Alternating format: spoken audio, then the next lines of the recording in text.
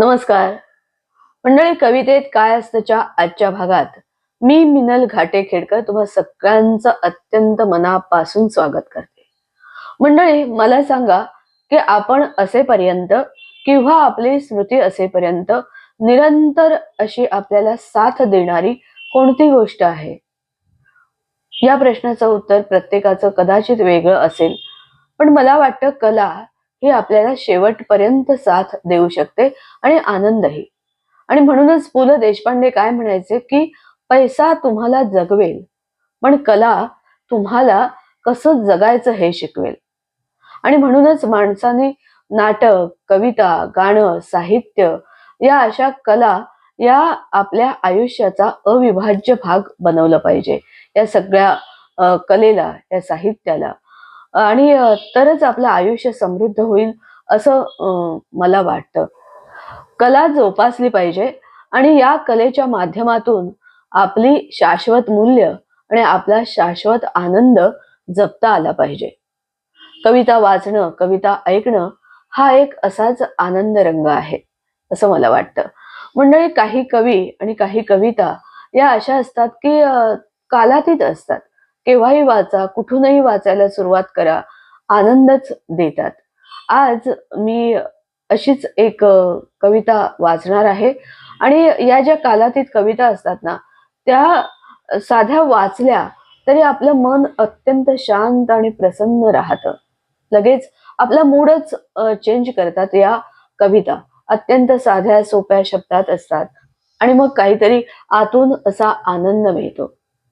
आज मी अशीच एक अतिशय साधी, सोपी आणि छान कविता वाचणार आहे.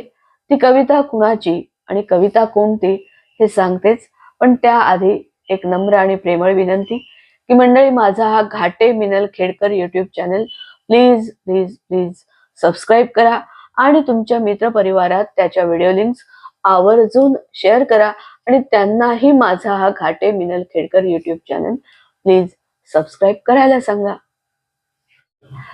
चला कविता वाचूया. मंडळी, कविता आहे भा. तांबे यांची. भा. तांबे यांना ग्वाल्हेर संस्थानचे राजकवी म्हणून खूप मोठा मान होता. त्यांची एक कविता वाचण्याचा प्रयत्न करते आणि ती का वाचते तर आज भा. तांबे यांचा स्मृतिदिन आहे. त्यांना विनम्र अभिवादन म्हणून ही कविता वाचते. मंडळी, ही कविता ना आपल्याला शाळेत असताना होती आणि तशीच म्हणजे शाळेत असताना जसं आपण म्हणायचो ना सगळे मिळून एकत्र, म्हणजे गायचोच ती. बाई शिकवायच्या आणि आपण म्हणायचो. तर त्या पद्धतीने म्हणण्याचा प्रयत्न करणार आहे. कवितेचं शीर्षक आहे सायंकाळची शोभा. भा. तांबे. पिवळे तांबूस ऊन कोवळे पसरे चौफेर, ओढाने सोने वाटे वाहुनिया दूर. झाडांनी किती मुकुट घातले डोकीस सोनेरी, पूर्णावर शेतात पसरला गुलाल चौफेरी.